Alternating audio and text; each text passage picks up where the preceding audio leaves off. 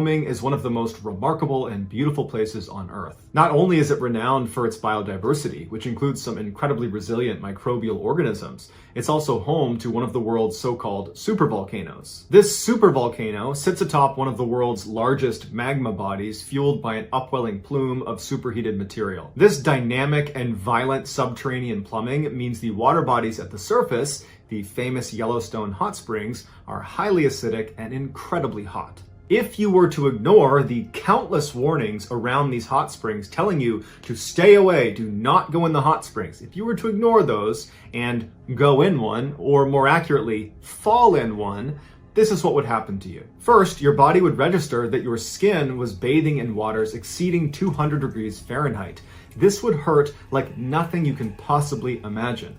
But it would only hurt as long as your nervous system was able to register pain, which would only be for about 1 minute or less. At this temperature, your skin would begin to quickly break down and disintegrate, and your blood vessels in your underlying dermis would rupture, causing rapid blood loss. Some underlying skin layers would not break down, but they would lose all of their water and become tough and blackened. And your underlying subcutaneous fat would bubble off as well. All in all, this is known as a full thickness burn, and it would occur in about 1 minute in these waters. Your nervous system would enter a state of shock and become irreversibly damaged, which would lead to most, if not all, of your organs to fail if the heat stress has not already done that to you. You would be dead within 2 to 3 minutes, and then at that point, the acidity of the water would take over. Within a few hours, your body, including your skeleton, would be completely dissolved into absolute nothingness. And for anyone who falls in but manages to climb out again before being dissolved, they are not out of the woods. Many of those people, unfortunately, will die hours, days, months later due to complications from the burns. On June 7, 2016, Colin Scott and his sister Sable went to Yellowstone to see the famous hot springs. The siblings were exploring the Norris Geyser Basin, which is the park's oldest and hottest thermal area,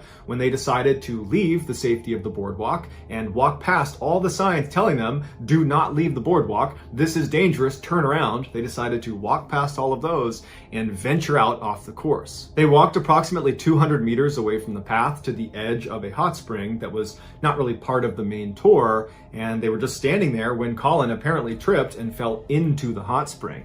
And his sister was just not able to do anything. She knew she couldn't go in after him, and he very quickly sunk below the surface and didn't come up again. She ran back to try to get help, but by the time they got back to the edge of the hot spring, he was gone. And in fact, the only thing they would find of Colin Scott was his flip-flops. Since 1890, Colin Scott, along with 21 other people, have died by falling into the visit the beautiful Rainbow Falls on the eastern side of the Big Island. But if you travel less than a mile upstream of those falls, you'll find an equally beautiful attraction that far less people know about, and it's called the Boiling Pots. 10,000 years ago, after a volcanic eruption, lava was flowing down the side of the mountain when it entered the Wailuku River. As the lava gradually cooled, the river water flowing all around it wound up carving out these standalone pools of water that were connected by a series of small waterfalls. These pools collectively make up the boiling pots, and they get their name because periodically the water in these pools appears to be boiling. Tourists at the boiling pots are allowed to look at the water from a safe distance on the cement overlook,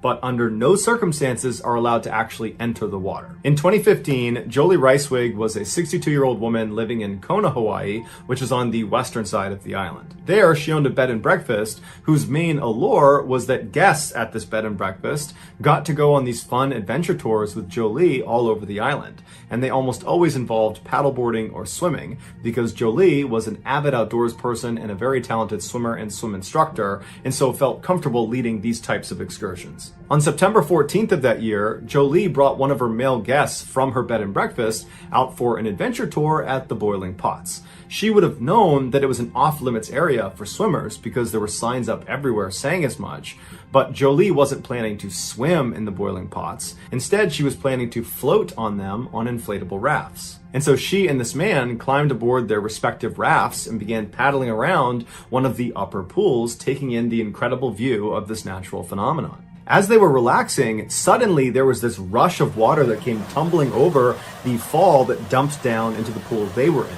It was a flash flood. And before Jolie and this man could swim outside of the pool and get to safety, the water under them began to churn violently and actually thrust them over the edge down into the next pool. And as soon as they hit the water, they had fallen off of their rafts. Now they're swimming in the water and they're feeling a current pulling them down and pulling them forward towards the next lip into the next pool. And so they both began desperately swimming towards the edge. Jolie actually grabbed the man and helped push him up and out to safety. And as soon as he was on land, he turned around to grab her, but she wasn't there. And so he's looking around and all he can see is her raft floating on the surface being taken down into the rapids. And so he thinks, okay, she must have fallen into the next pool. And so on the side of the waterway, he runs down and he's looking into the next pool, the next pool, the next pool, and she's nowhere to be found. And after a few minutes of looking and not knowing where she was, he called the authorities. They came out and they launched this huge search for her, but despite searching the entirety of the boiling pots and all the way downstream, there was no sign of her. And after looking for an entire week, they never found anything. It was like she just disappeared,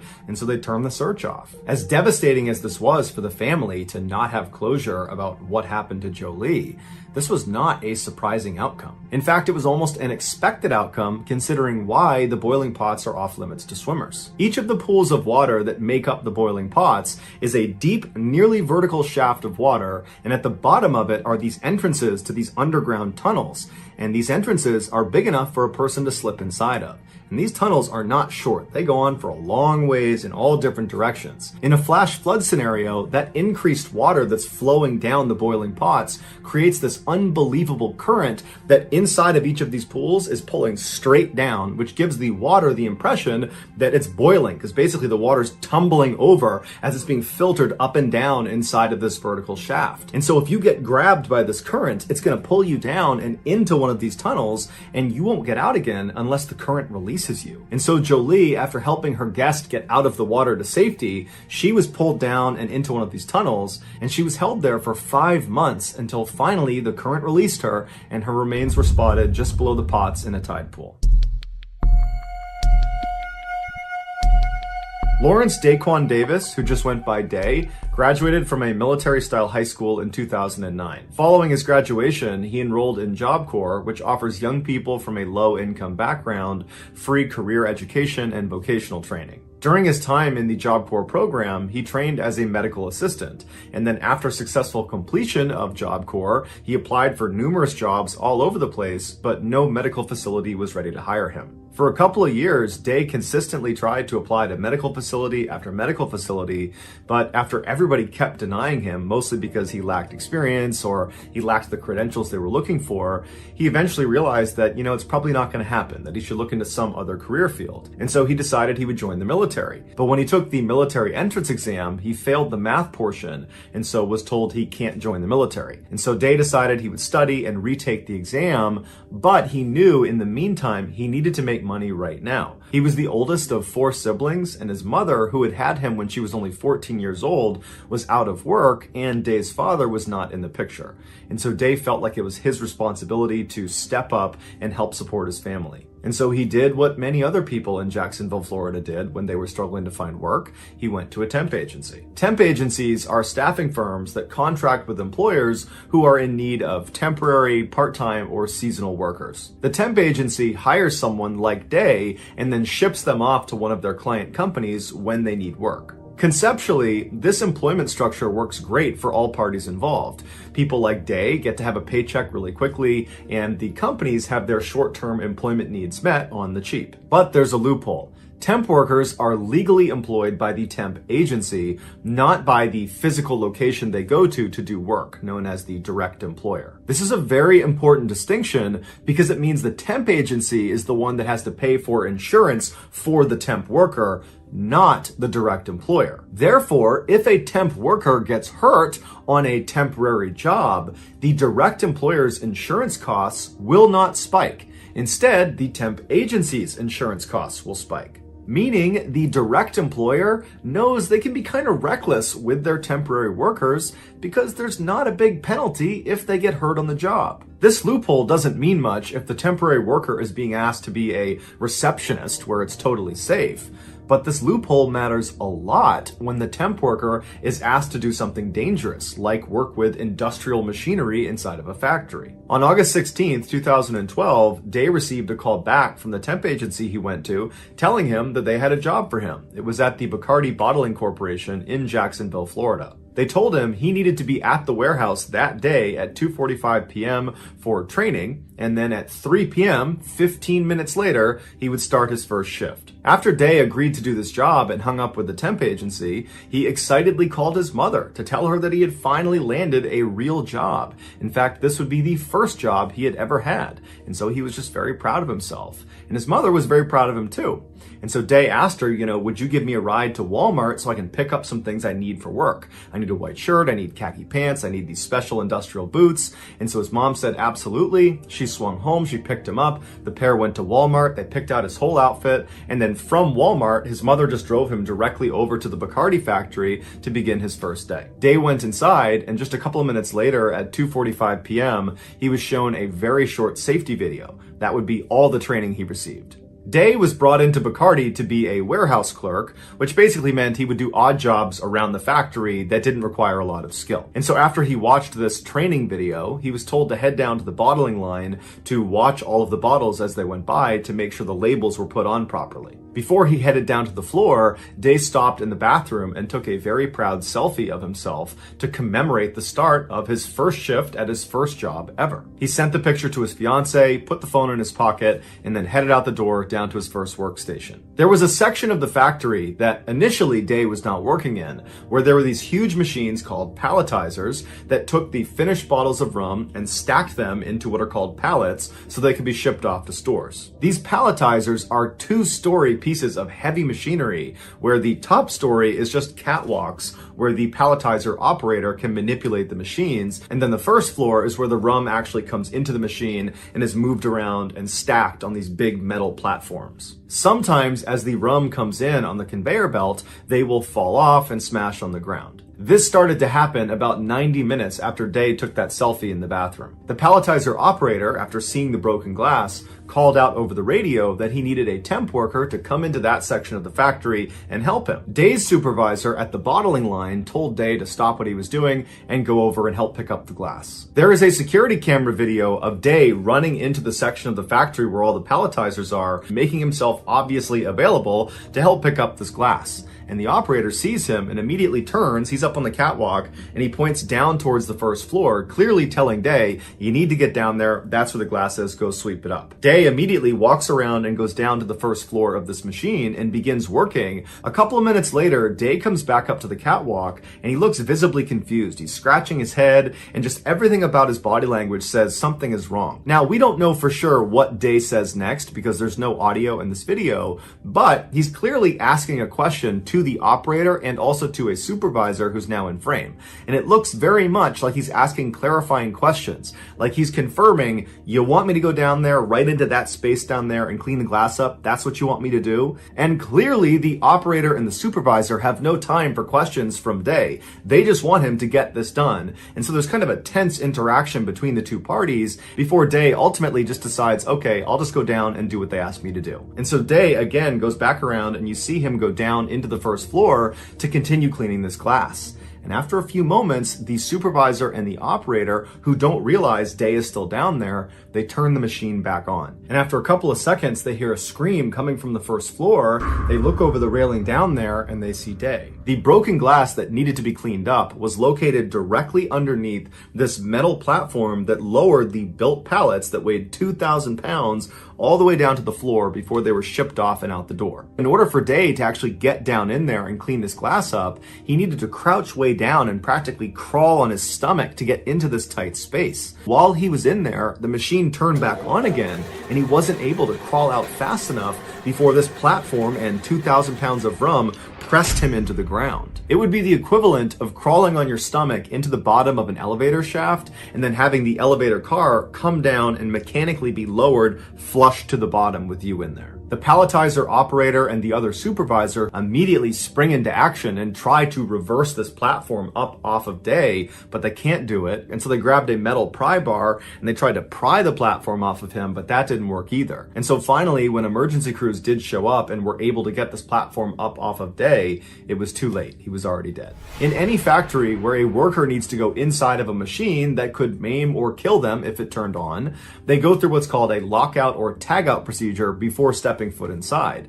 All it is they completely incapacitate that machine. Day had no idea about lockout tagout procedures because the only training he got was a 15-minute video that didn't touch on them. And so although Day definitely had reservations about going down underneath this machine, he wanted to make a good first impression on his first day of work at his first job ever. And so he pushed his reservations aside and went down below, believing the supervisor and the operator were looking out for him, when in reality, they, like all of the other managers and supervisors inside of this warehouse, had been trained to prioritize productivity over safety. And so while they definitely knew the lockout tagout procedures, they chose not to do them because that slowed down productivity. And so in this unfortunate example where Day is kind of like a second-class citizen within the Bacardi plant because he's a temp worker, his safety was thrown out the window in favor of reaching a quota, and it got him killed. Bacardi was ultimately fined $192,000, but after they improved their safety compliance, their fine was reduced to $110,000. Bacardi also paid Day Davis's family $250,000. The staffing agency that employed Davis was not hit with any fines, and to this day, they are still sending temp workers to the Bacardi bottling factory. So that's going to do a about what exactly happened in this story that I'm about to share with you. And so for transparency, in this video, I am going to rely on the narrative that was presented in court by the defendant. And so with that in mind, here we go. On the afternoon of December 3rd, 2012, a freelance photographer working for the New York Post newspaper named Umar Abbasi was walking down the stairs of the 49th Street subway station in New York City. This very busy station is located only a few blocks away from the very famous Times Square. And so after Umar made his way down to this underground subway station, he walked over to one of the big automated kiosks that looks like an ATM, and he purchased a subway ticket. And then with his ticket, he walked over to the turnstiles. He slid his ticket through the slot, pushed past the turnstiles, and was now standing out on the actual train platform. And from where Umar was standing, this platform basically was like a huge sidewalk that stretched all the way to his right a couple hundred feet and all the way to his left a couple hundred feet. And in front of this platform were the actual tracks down below, because the train, when it came out of the tunnel, it would actually come right up alongside this platform with almost no clearance between the platform and the train. As such, the leading edge of the platform, basically the lip of the train platform that's closest to the train tracks, has this big yellow line painted all across it to keep commuters from standing too close to the edge, because if a train came through, they could actually get hit by the train. And so as Umar is standing on this platform and he's looking left and right, it's totally crowded with people, and they're all kind of tucked back against the wall away from this yellow line. And so Umar decides he's going to turn right and wait at the right end of the platform, just because he saw down at the far end there appeared to be a gap in people, and he figured he could stand right there. And so Umar begins navigating past all of these people on the right side of the platform, and for the most part, everyone he is passing either has their head buried in their phone, or they're listening to music, or both. Because the thing about riding trains, especially trains in busy cities, is none of the commuters want to talk to anybody else. They want to be completely left alone. And so as Umar is walking, everyone was basically doing that, but at some point he did pass two people that were engaged in a pretty heated conversation. Umar had no idea what they were arguing about, or if they were even arguing at all. He didn't know who these people were, but he took mental note of the fact that two men were kind of bickering with each other. And so he walked past them, didn't give it much of a second thought, and he arrived at a gap in the gaggle of people waiting for the train. And there he just stood well back of the yellow line, where he pulled out his camera and began clicking through the images he had taken earlier in the day at an earlier photo shoot. And so as he's clicking through these pictures, he starts to notice that those two men who had been bickering before are now straight up yelling at each other. They're screaming obscenities at each other. It's not clear who's fighting about what or who was the aggressor, but it's very obvious obvious that at this point they're fighting. And so Umar looked away from his camera and looked left down the platform towards these two guys. And so these two guys are about 100 to 125 feet away from him. And all the people that were standing in the vicinity of these two men are beginning to migrate away from them. They just don't want anything to do with them. Because the thing about being in subways, especially in cities like New York, is there's lots of people that go down into these train stations that are inebriated or mentally unstable. And so very strange and bad behavior is just kind of a normal thing, and people tend to just kind of ignore it. And so that's what's happening. People are kind of walking away from these two fighting men, doing their best to pretend it's not happening. And so Umar spent a couple more seconds staring down the platform at these two men, but eventually just shrugged and thought, you know what, whatever problems they have, they're not mine. And so Umar went back to his camera and continued to click through his pictures when all of a sudden he hears a scream coming from the left side of the platform. But it was not a scream that sounded like it came from either of these two men. And so Umar looked up from his camera and looked left down the platform, and now he just sees chaos. It's people running away from these two men. People are running to get away from whatever is happening around them. And so Umar's thinking these men must have come to blows and they're now fighting actively, physically with each other. But when finally the crowd kind of cleared for a second, he saw a woman pointing down at the train tracks right in front of where those two men had been standing. And so Umar looks at the woman and he follows her finger down onto the tracks, and he sees there is now a man, one of the two men who had been fighting, laying face down on the train tracks. And then, to Umar's horror, he looks up down the tunnel where the train would come out of, and he sees the headlights of the train. It is now coming into the station. And so Umar starts running down the platform to try to get to this man to pull him out of the tracks. And as he's running, he pulls out his camera and he turns the flash on and he holds the shutter down and he aims it at the train conductor to hope the flashing of his camera will alert the train conductor to put on the emergency brake and stop the train before he hits this guy down on the tracks. And so as Umar is running, trying to signal this train conductor, the man down on the tracks tries to stand up, and Umar sees he's really struggling to stand. And when he finally gets up, he turns and he grabs the edge of the platform and he tries to pull himself up and out of the tracks, but he doesn't have the strength or the coordination. And as Umar is getting closer and closer, but he's still too far away to help, he sees that this guy down on the tracks is not going to be able to get out of there before the train hits him. And so Umar finally comes to a stop and he watches as this man down on the tracks lets go of the lip of this platform and just turns and faces the train like he knows what's about to happen. And then seconds later, the train, although it did try to stop, impacted this man and killed him instantly. The man's name was Kaisar Khan, and he was 58 years old. When the police finally showed up, they arrested the other man who Han had been fighting with. He was a 30-year-old named Naeem Davis, and Davis would actually tell police that he had been fighting with Han and he had pushed him onto the tracks, but it was in self-defense. However, that self-defense story didn't stop him from being charged with murder. While Davis sat in jail waiting for his trial, the media and the public at large had already come to the conclusion that Davis was guilty. And this was due in large part to a particular picture. As Umar was running down the platform, holding up his camera, holding the flash down, trying to flag the train conductor to get him to stop, Umar was also taking dozens and dozens of pictures.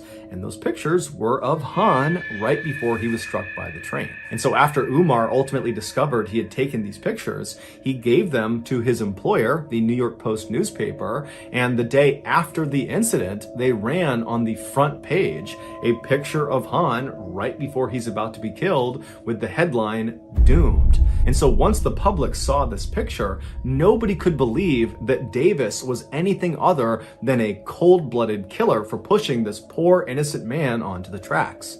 But as it would turn out, nearly 5 years later, when Davis did finally get his trial, he was acquitted of all charges because it turned out Han was very drunk and had picked a fight with Davis, and Davis was filmed on more than one occasion on the platform trying to get Han to leave him alone.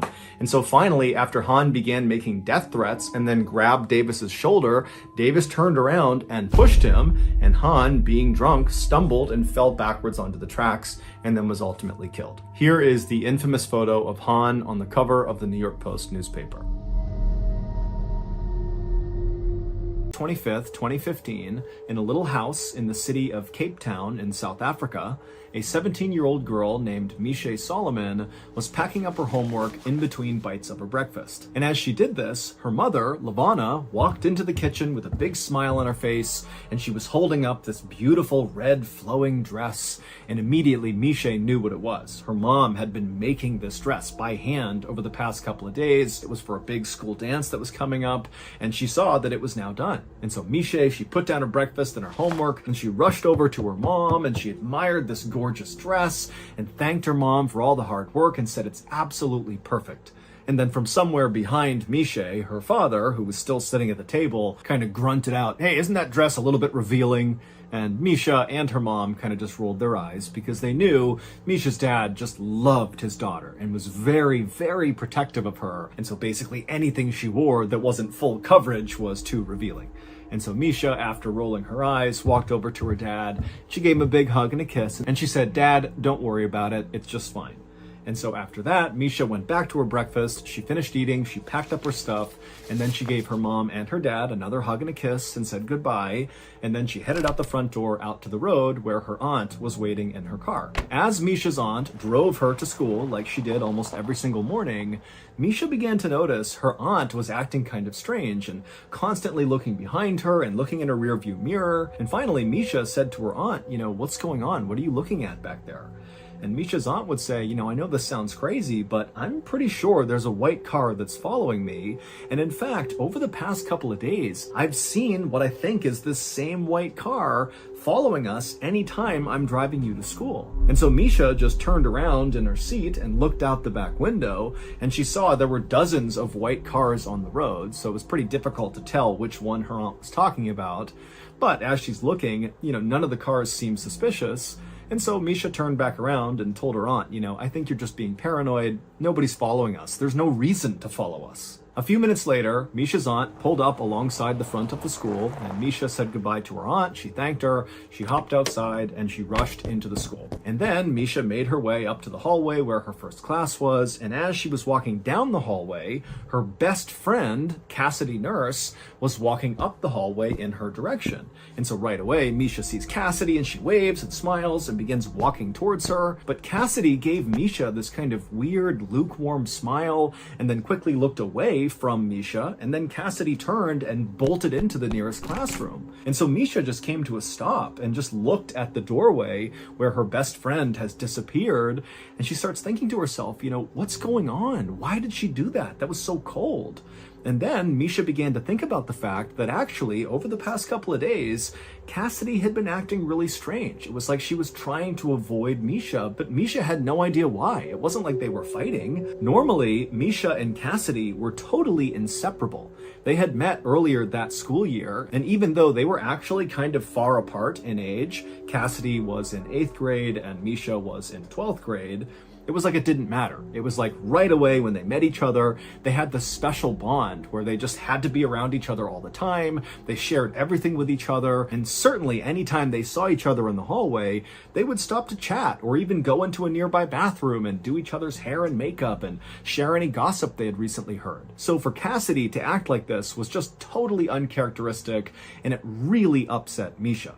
But just then the bell rang in the school, so Misha knew at this point she was now late for her class, and so she had to forget about whatever was going on with Cassidy, and Misha just hustled down the hallway and went into her classroom. And so Misha, she takes her seat at her desk, she puts her stuff down, and she's getting ready to listen to the teacher, when suddenly the principal comes in without even knocking, and without even saying anything to Misha's teacher, the principal walks right up to Misha and says, "I need you to come with me." And right away, Misha's classmates, all who saw this, they begin oohing and awing as if Misha is in huge trouble. But Misha's thinking to herself, I didn't do anything. I have no idea what this is about. And so she kind of smiled like it was no big deal. She picked up her stuff and she followed the principal out into the hallway. But as Misha followed the principal down the hallway towards the principal's office, Misha's smile faded and she began to wonder, what is this about? What's going on? And then finally, they got to the principal's office. The principal opened up the door. Misha went in first, and the principal trailed behind her and shut the door behind them. When Misha looked into the principal's office, she saw there were already two people inside who she didn't recognize.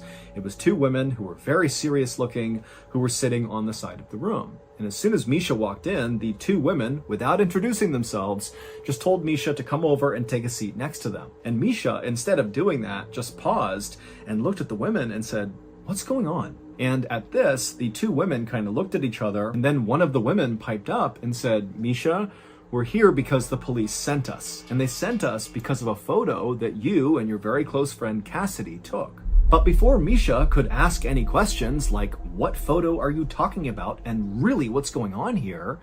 these two women would explain the whole situation to Misha. And basically what they did is they told her this long, very convoluted story that involved Misha, it involved Cassidy, it involved this photo. And by the end of this story, this explainer story, Misha had taken a seat and put her hand over her mouth in utter disbelief. And then when the women were done explaining everything, Misha had a million questions, but it was like she was so overwhelmed with what she was just told that she just continued to sit there with her hand over her mouth, totally silent. And then finally, Misha did break the silence by saying, "Can I please just call my parents?" And at this, the social workers said, "No, you can't. And in fact, the police are already at your parents' house. They're talking to your parents right now. And so you can't talk to them and you can't even go home. In fact, you have to come with us for tonight." And then the two women got up and they made their way out of the principal's office and they said, "Come on, Misha, you have to come with us." And so Misha stood up and she's totally flabbergasted. She really is like, how is this real life? And the principal at this point walked over and gave Misha a hug. And it was like suddenly the floodgates opened and Misha just began sobbing hysterically. And as she did, the social workers just stood there waiting patiently. And then as soon as it seemed like Misha was done crying, they said, "Come on, you really need to come with us." And so Misha, she let go of the principal and she followed the two women out of the school out to one of their cars. And once they got in the car, the two women explained to Misha that they were going to take her to a safe house for the night. But before they went to the safe house, they would need to make a quick pit stop at a local medical clinic. And so Misha, who at this point is not even asking questions, just said, "Okay." And so the women, they drove to the medical clinic. They were inside for just a matter of minutes. When they came back out again, they drove the rest of the way to the safe house. And when they got to the safe house, it just looked like a normal house on the outside. But on the inside, when the two women were leading Misha through and showing her where everything was, the kitchen, the bathroom, her bedroom, all Misha saw was all these other kids who were staying there who were orphaned and abandoned. And it started to give Misha a panic attack. And she asked the women again, "Can I please call my parents?" And they said, "No, you really can't." But one of the two social workers could tell that Misha, she's having a breakdown. This is the worst day of her life, very likely. And so one of the two women actually offered to Misha to come home with her and stay at her house instead of the safe house. And Misha agreed. And so that social worker and Misha, they would leave together, they would get into that woman's car, and they would drive to her house. And then the social worker told Misha that unfortunately now it was just a waiting game. They needed to wait for the police to get back in touch with them with more information. That night, as Misha lay in this woman's guest bedroom, looking up at the ceiling, wondering how the heck this had become her life, she began to think about the photo that her and Cassidy had took that had kind of started this whole horrible thing. And so Misha began to think about the day they took this picture, and all she remembered was that she and Cassidy were just kind of goofing around and smiling and making funny faces and just taking photos as they went. She certainly didn't think that one of those pictures they took would totally change her life. The following morning, when Misha woke up, the social worker brought her to their office, the social worker's office, and there they met with the other woman who had first met Misha in the principal's office, and the three of them just sat in the office, not talking much, eating chicken wings and other snacks, just literally waiting for police to call them. And finally, they would call. And when they did, one of the social workers answered the phone, and as she listened to what she was being told, she began to frown, and by the time she hung up, she was crying. The news from the police was the news Misha had been afraid of ever since sitting in the principal's office the day before and hearing this whole crazy story about her and Cassidy and this photo. The special pit stop that Misha and the social workers made at the medical clinic the day before on the way to the safe house was so that Misha could get a DNA test. And now the police were calling back with the results of the test. And what the results showed was Misha Solomon was not actually Misha Solomon. Her real name was Zephany Nurse. 17 years earlier, Zephany Nurse had been stolen out of her crib at the hospital in Cape Town, and despite a massive manhunt for her, she was never found. And so this was a huge, famous case in Cape Town, and most people assumed it would never be solved. But Misha's DNA had done just that. It proved that Misha's parents, who had loved her and raised her since she was a baby, were not actually her parents. Her mother, Lavana, was actually her kidnapper, and now she was under arrest. But even though this revelation was incredibly shocking and upsetting for Misha, it was not nearly as shocking as learning the identity of her real biological parents. The social workers took Misha from their office to the police station, where they told Misha her real biological parents were waiting to meet her. And so once they went inside the police station, Misha gripped onto the social worker's arm tightly. She was incredibly nervous, and she was led down a hallway to a door that was shut.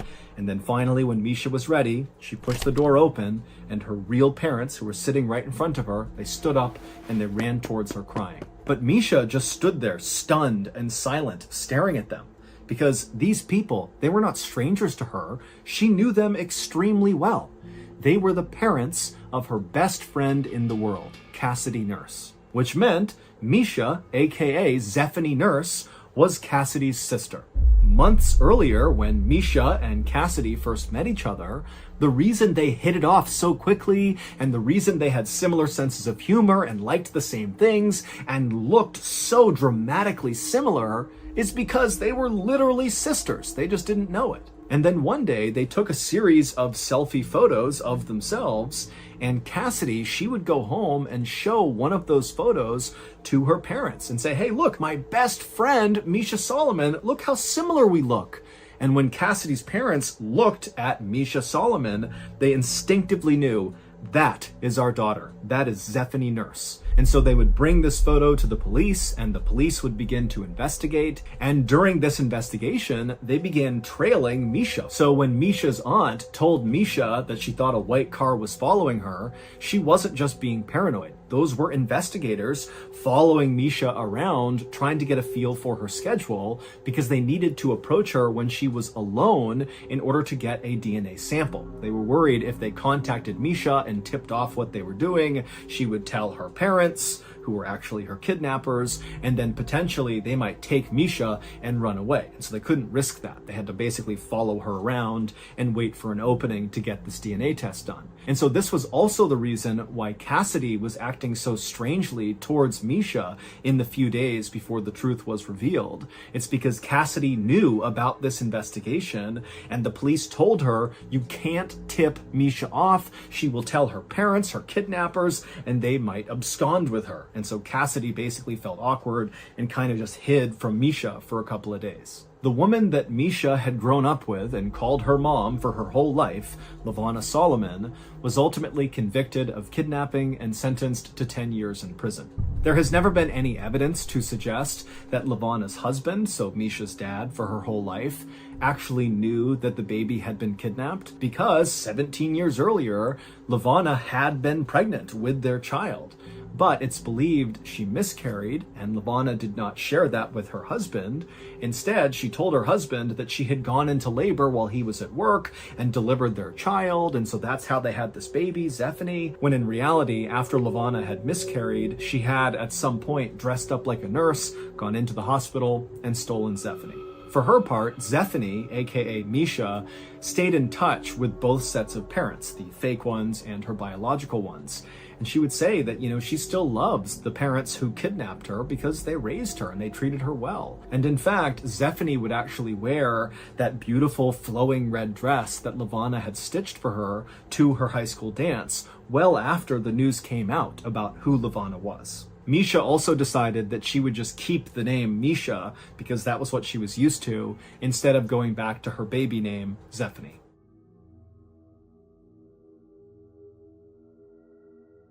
Instagram influencer named Wendy was contacted by a hotel in Miami, Florida that wanted to see if she'd be willing to stay at their property over Memorial Day weekend. They said they were willing to cover all of her expenses as long as she was willing to post a couple of times while she was at the hotel, showing off how great the hotel was. They also told her to bring along a female friend, and that friend, they would cover all of her expenses as well. Even though Wendy didn't know if she had any girl friends that would want to do this with her, she was so eager to take them up on this opportunity because she was trying to make being an influencer be her full-time job. And so opportunities like this were huge for her. And so she said yes, even before she knew if she could bring along a friend like they asked her to. And so sure enough, over the next couple of days, as she reached out to her network to see if there's any females that wanted to come with her, everybody was either busy or wasn't that interested, or they had plans. And so since she did not want to cancel, she thought, well, it can't be that big of a deal if I bring along a male friend. And so she reached out to her good friend Mitch, who's this 6'4" athletic guy who was just one of her close friends. And she said, hey, would you mind coming along with me to this thing in Miami over Memorial Day weekend? I need someone to go with me. They asked for a female, but you're gonna have to do. And so Mitch agreed to do it, and Wendy thought to herself, well, worst case scenario is they're not willing to pay for Mitch's, expenses, and that she would pay for them, and she told Mitch as much. And so they thought that was just fine. They figured that was a good solution. And so the day arrives, and Wendy and Mitch are really excited about this trip. They don't often get to go travel around as influencers. And so they hop on a plane, they fly first class to Miami. When they get there, they go down, they get their bags at a baggage claim, and then they go out to the curb, and right away, Wendy sees there's this really well-dressed guy with dark sunglasses on, and he's holding up a sign that has her last name on it and the logo of the hotel on it. And so she waves to him and walks over, and Mitch is following right behind, and this guy looks at her and he says, okay, well, where's your friend? And that's when she says, oh, well, actually, I brought Mitch because none of my girlfriends wanted to go, so I brought Mitch along. And so this guy lowers his sunglasses and he looks at Mitch, and he kind of looks up and down. Then he puts his sunglasses back and he turns and he walks towards this beautiful black SUV that's parked right up against the curb. And so Wendy and Mitch follow him, and this guy opens up the back door, and Wendy and Mitch get in. The guy takes their luggage and puts it in the back of the vehicle and shuts it. And as soon as Wendy and Mitch sit inside of this car, the driver is visibly upset. He's kind of ranting and raving, and the front passenger window was down. And so Wendy and Mitch assumed he must be yelling at someone outside of the vehicle, like this guy that had just picked them up. He must be communicating with him somehow. He can't possibly be yelling at us. We just got here. We don't know him. But sure enough, as they kind of are tuning into what he's saying, he has a very thick accent, and he's saying, where is the other girl? You're not supposed to have a guy. It's two girls. Not one girl, one guy, it's two girls. Where is the other girl? As Wendy is hearing this, she feels so uncomfortable, not just for herself, but for Mitch too, because she asked him to come along and had said, oh, it won't be a big deal. They won't mind. But clearly they do mind. And so Wendy's trying to explain to the driver that, I know you asked for a female friend, but I didn't have a female friend. And so I brought him along. I will pay for him. I'm not asking you guys to pay for him. I'll pay for everything that he touches. I'll pay for his hotel, his flight, everything. But the driver didn't seem that upset about who was paying for Mitch. His frustration came from a place of being frustrated, like they weren't going to be able to do whatever they had planned to do because now Mitch is in the mix. And so as Wendy and the driver are kind of going back and forth, and the driver's getting more and more frustrated, the guy that had originally greeted Wendy and Mitch hopped in the front seat, and he and the driver started arguing with each other in Portuguese. And so for about a minute, Wendy and Mitch are looking at each other like, what is going on here? And these guys are yelling at each other, and then they stop, and the driver turns around again, and one more time he says to Wendy, where is the other girl? And Wendy says, there is no other girl. It is Mitch and I. That is it. At this point, the driver makes a sound like he was disgusted with both of them, and he raises his hand up like this, and he turns to face the road in front of him. And the guy that had originally greeted Wendy and Mitch, he gets out of the passenger seat, goes around to the back, opens the back of the truck, takes their luggage out, throws it onto the curb, goes to the door that is closest to Mitch, opens it up, and he tells them to get out. And so Wendy and Mitch climb back out onto the curb. The guy shuts the door behind them. He hops back in the front seat, and that car peels away. That was it. At this point, Wendy's thinking to herself, I bet those two guys have nothing to do with the hotel and the people that I had been communicating with to set this whole thing up. I bet they are just the drivers, and they were told to pick up two girls, and we showed up with a girl and a guy, and it screwed them up, and they got mad, and they got really mad, I guess, and then they left. And so I bet if I can just get in touch with the people at the hotel, the people I had spoken to, that they can clear this whole thing up. And so she opens up her email and she sends a message to Marissa, who was one of the people at the hotel that she had been going back and forth with when she was buying her plane ticket. And then she sent another message to the Instagram account that had over 10,000 followers that she had been going back and forth with quite a bit, that had actually originally reached out to her. And so for a couple of minutes, Wendy is watching her phone, waiting for a response. And at some point, Mitch says to her, by the time we get a response to either your, Instagram DM or your email, we probably could have just taken an Uber over to the hotel and spoken to them directly. So why don't we just go do that? And so they agree, they hop in an Uber and they drive the short distance to this hotel. And as soon as they get out, Wendy notices something that at the time did not seem like a big deal, which was the logo of the hotel, the one in real life right in front of her. It was a little bit different than the one that is on the Instagram page, the one she'd been talking back and forth with. That was their profile picture. It's different than the one in real life. And so that stood out to her just because she had looked at that page a number of times. But it was definitely the same hotel, and so she didn't think much of it. And she and Mitch walked inside right up to the front desk, and Wendy asked to speak with a manager. And shortly thereafter, a manager comes out and she asks Wendy and Mitch to come into her office. They go inside and she says, "Okay guys, what's going on? What do you need?" And so Wendy explains the framework of the deal she had negotiated with Marissa. And she said, "Look, when I got to the airport, the guys that picked us up were incredibly rude and they wouldn't give us a ride here. And I just want to let you know what happened. We don't care. We got a ride here, but we just figured you should know." And the woman looks at her kind of puzzled and she says, "Who was the person you talked to? You said Marissa?" And Wendy's like, "Yeah, Marissa. She's the marketing person here." And the manager looks at her and she says, "No, I'm the marketing person and my name's Kelly. I think you're at the wrong hotel, because we don't have any influencers that are here right now, and I would have known about this." Wendy can't believe it, and she pulls up the Instagram page she's been talking to, and she shows it to the manager. And the manager takes it, and she's pretty surprised by what she's looking at, and she's like, "This is our old account. We deleted this, or I thought we deleted this. We have a new one because we rebranded. We have a brand new logo, everything's new, and we just felt like we'd start fresh. So I don't know who owns this account now, but that is our account. It's just we don't use it anymore. I don't know how anyone got a hold of it." At this point, it clicked for Wendy that this whole thing was a facade, that this whole time she was being conned, and what really scared her is, to what end? What were they trying to do with her? Had she shown up with the other female friend, what would they have done with her? But at this moment, Wendy just feels totally overwhelmed by the entire moment. She's so embarrassed that she thought this was real, and she dragged Mitch along, and this whole thing was just fake. She's so embarrassed that she just approached this manager who basically said, "That's all fake." And so she just wanted to leave. And so she stands up and she says, "I'm really sorry for wasting your time," to the manager, and she and Mitch leave. She goes outside and she just sits down and she's crying. And Mitch says, "Hey, you really ought to call the police and let them know this happened, because, clearly there were plans for you, and, had you brought a female friend, and they can't have been good plans. I think you need to let the police know that this scam exists." And so Wendy does call the police and she explains what happened. And she's surprised when they say, "Hey, where are you right now? We'd love to send a detective over to you to talk to you a little bit more about what happened." And so Wendy tells them where they are, and she's a little bit surprised that they want to send a detective over to talk about this, because in her mind, this isn't that big of a deal. I mean, it's a big deal to her and to Mitch, but nothing really happened. But either way, they go sit on the bench right outside the hotel and they wait for the detective to show up. And just a couple of minutes later, he does. He walks up, he introduces himself, and he says, "Hey, let's go inside and grab a table and we can chat." And so they go inside and they sit down, and Wendy and Mitch go over their story one more time.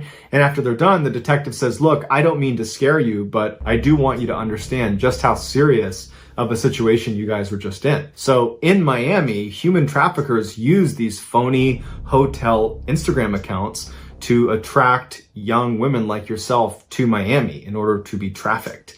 And so they will buy these old business Instagram accounts from companies that have either rebranded or who are going out of business. They'll pay top dollar to acquire those Instagram accounts. And then they will use them in order to get people like you to come to Miami. And so probably the only reason they didn't follow through on their operation is because you brought Mitch along, who posed a threat to them. And so that's why they were upset with you, and that's why they decided it wasn't worth it. So even though this must have been incredibly traumatic for you, I'm sure you were spared a much worse fate. So that U.S. Navy sailor Clifford Olds met up with a couple of his shipmates at the Monkey Bar for a night out in Pearl Harbor, Hawaii. A barmaid took this picture of Cliff all the way on the right with his friends and then offered to sell this back to them, to which they said, "That's a ripoff, you can keep it." This would be the last picture of Cliff alive. The next morning, just before 8 a.m., Cliff was back on board his ship, the USS West Virginia. He was starting his workday when the Japanese launched the surprise attack on Pearl Harbor. Cliff's ship was a prime target and was quickly hit with 2 bombs, 7 torpedoes, hundreds of people are dying on board, and very quickly his ship is starting to sink. On board a Navy ship, there's all these different conditions the ship is set to depending on what you're doing, whether you're at war or you're just docked in peacetime, and all of these different conditions have very specific instructions. And one of those conditions is condition Z. Better known as setting Z, if the captain of a ship calls this out over the loudspeakers, every single hatch inside of that ship is shut and locked. If your ship is sinking and you say set Z, you are sealing all of those compartments so no more water can flow into them, and you can maintain a little bit of buoyancy so you don't sink quite as fast. But if you set Z as your ship is sinking, especially if you're getting attacked and there's all these holes in your ship, there's a good chance when you seal those hatches, you're going to be sealing people inside of these rooms and they will not be able to get out again. So when that call comes out over the loudspeakers, set Z, everybody knows to get the heck out of their compartments so that they do not get trapped inside of one of those rooms. On Cliff's ship, set Z was called over the loudspeakers, and Cliff, along with Ron Endicott, who was 18, and Buddy Costin, who was 21, were at the bottom of the ship in the freshwater pump room, and when someone came by and shut and sealed their room, they did not see them in there. And so probably the 3 of them ran to the door and were banging on it and trying to get someone's attention. But in the chaos of the moment, that person on the other side of the door that could have opened it up again was now gone. Even though the set Z procedure did prevent water from going into certain cabins on the West Virginia, it still would sink to the bottom of the ocean along with 17 other ships. The next day, there was a whole bunch of Marines that were on the dock right next to where the wreckage of the West Virginia was underneath the water. And as they're standing on the dock, they start hearing a banging sound. And at first they think it's probably just a salvage team or it's some strap clanging against the side of one of these ships. But they started to notice the tapping sounds started to sound like intentional rhythms that a human might make. And it dawned on them that someone is trying to get our attention underwater. There are people trapped in the West Virginia. But when the Marines ran to their superiors and told them there are people trapped inside of the ship, we have to get them out, they broke the horrible news that there's nothing they could do for them. If they went down and began trying to cut a hole in the side of the ship so they could swim out, as soon as there's even a tiny little hole on the side of that ship, there's so much pressure that it would rush inside and fill that space almost immediately, and they wouldn't be able to cut a hole big enough, fast enough, and so cutting into the ship is going to kill them. Also, just lighting that torch presents a unique problem because there's so many chemicals in the water from all of the attacks that happened the day before. We run the risk of lighting a fire or lighting off an explosion that could take even more life. And because they were still months away from being able to raise the ship out of the water, which would save them, the decision was made that we're going to have to let them die. And so for the next 16 days, Marines and sailors were put on guard duty right next to the wreckage of the USS West Virginia, and they would listen to the tapping as they desperately tried to tell people, come down here, save us, we're alive, we're not going anywhere, please help us. And the Marines and sailors were so distressed about this. It was so horrible to listen to. They would cry and cover their ears because they wanted to save them. They're so close, but they're so far away. Finally, on Christmas Eve, the banging stopped. 6 months later, they were finally able to raise the West Virginia out of the water. And as crews were going through all the different compartments and removing bodies, they got to the freshwater pump room where Cliff, Ron, and Buddy had been. They open it up and they find 3 bodies, and they realize right away the torture these poor guys had gone through. Inside this airtight section was this locker full of food rations. They're also in the freshwater pump room, and so they just opened up the tank and they had all the fresh water they needed. But what they didn't have enough of was air. And so for 16 days, sitting in the dark at the bottom of the ocean, knowing they're not going to get out of here, they slowly suffocated. And we know they were alive for those 16 days because they had a calendar where they were marking off each of the days they were down there in red pen. This story was so distressing, the Navy decided not to share the information about what happened to those 3 to their families. It wasn't until years later the truth came out, but even today, on memorials and monuments commemorating what happened at Pearl Harbor, they are listed, Cliff, Buddy, and Ron are listed as killed in action on December 7th. 57-year-old Stephen Slevin was a physically healthy man, but mentally he was struggling. He was depressed and felt like his life didn't have any purpose anymore. And so in August of that year, he decided to just go on a road trip. He didn't know where he was going. He just felt like if I get out on the road and just go driving somewhere, I will feel better. And on this road trip, he eventually began drinking alcohol. And before long, he was swerving along the New Mexico highway, and a police officer saw his erratic driving and pulled him over. Once Stephen failed his sobriety test, the police officer arrested him. Stephen was brought to a local detention center where during his booking process, it was discovered that he had a history of mental illness. And so the officers, following that county's policy, segregated him from the rest of the general population in an effort to protect Stephen from himself. They moved him into a padded cell on the first floor, they removed all of his clothing, and they put him in what's called a suicide smock, which looks like a big blanket wrapped around your upper body. And what it does is it keeps inmates warm and modest, but it also prevents them from balling up their clothes and creating a noose they could hurt themselves with. After a few days in this padded cell, Stephen was moved to another, better cell that had a window, it had a shower, it had a toilet, and he was there for 2 weeks under strict medical observation.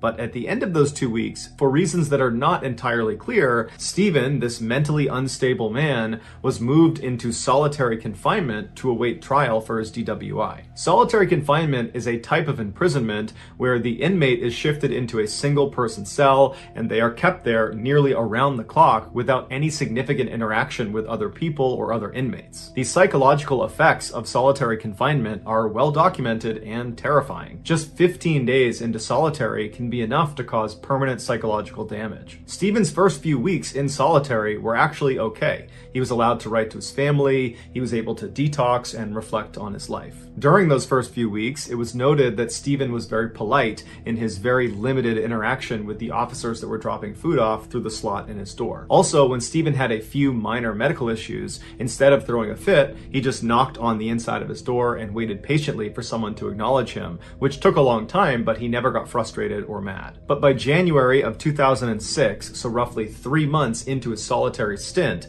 Stephen had not had any updates on when his case was going to go to trial, and Stephen was starting to lose his grip on reality. He was having these severe panic attacks, and he was suffering from intense hallucinations. He desperately wanted to find out how much longer he was going to be kept in the cell, but nobody would tell him. He tried writing his letters to his family, asking for help or asking them to try to get an update on his case, but when he went to literally write the letter, his hand shook so severely from the stress and anxiety that he literally couldn't write these letters. Starting that January, Stephen began spending the bulk of his day in the corner of his cell with his knees tucked up to his chest, rocking back and forth. He was allowed out of his cell a few times a month, but in April of that year, that stopped, and he almost never left his cell again. And without leaving his cell, Stephen was unable to bathe, and so his skin began developing fungus and began falling off, and his teeth began to rot. Finally, on May 8th, 2007, so 1 year and 8 months of being in solitary confinement, Stephen was transferred out of his cell to a behavioral institute in Las Vegas, Nevada. After bathing and shaving and cutting his hair and receiving proper medical treatment,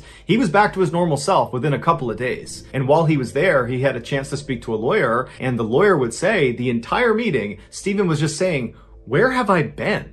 And the lawyer said, you've been in solitary confinement awaiting trial. You've been there for almost 2 years. And to that, Stephen was shocked and literally didn't believe him. He actually couldn't remember that time in his life. It was like it had driven him crazy and he had completely repressed it from his memory. But when the lawyer told him about it, it began to come back into his mind, and he begged the lawyer to not let them send him back to solitary confinement. And his lawyer said, unfortunately, if that's where they're going to keep you, that's where they're going to keep you until you have your trial for this DWI, and unfortunately, we have no idea when that trial is going to be.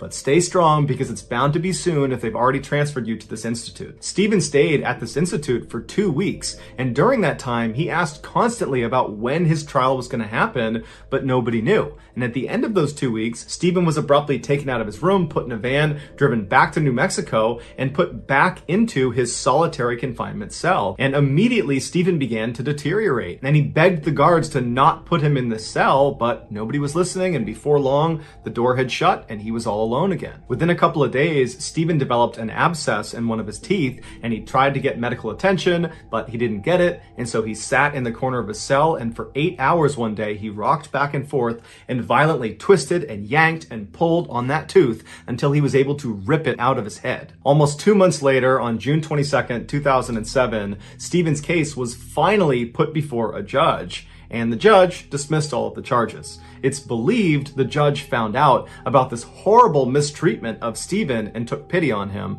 but we'll never know. 3 days later, Stephen was released from jail and reunited with his family. He had been in solitary confinement for 2 years without so much as a hearing to tell him what was going on. He had essentially been forgotten about. He would go on to sue the county and win $15.5 million in damages. However, at the same time he's winning this case, he was diagnosed with terminal lung cancer and given less than a year to live.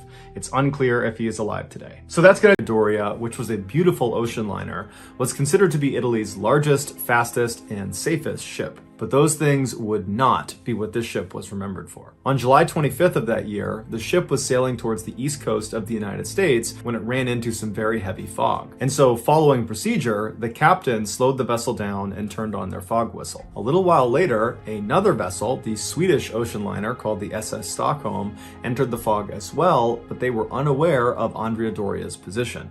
Now, both vessels were using radar, but unfortunately, both vessels misinterpreted what they were seeing, and so neither of them communicated with the other as they careened towards each other. When visual contact was finally made between the two ships, it was too late. A collision was imminent. At 11:10 p.m. that night, the bow of the Stockholm plowed directly into the side of the Andrea Doria, penetrating over 40 feet inside the ship before coming back out again. The impact killed 46 people on the Andrea Doria and 5 people on the Stockholm. When the story broke, every major news outlet around the world picked it up, including ABC News in the United States. And the news correspondent that they chose to cover this story was a man named Edward Morgan. And unbeknownst to his co-workers, his 14-year-old daughter, Linda Morgan, was on board the Andrea Doria, and just before he went on, he was informed that she was amongst the missing and presumed dead, and there was virtually nothing he could do but wait for more information. And so despite his incredible burden, Edward still went on the air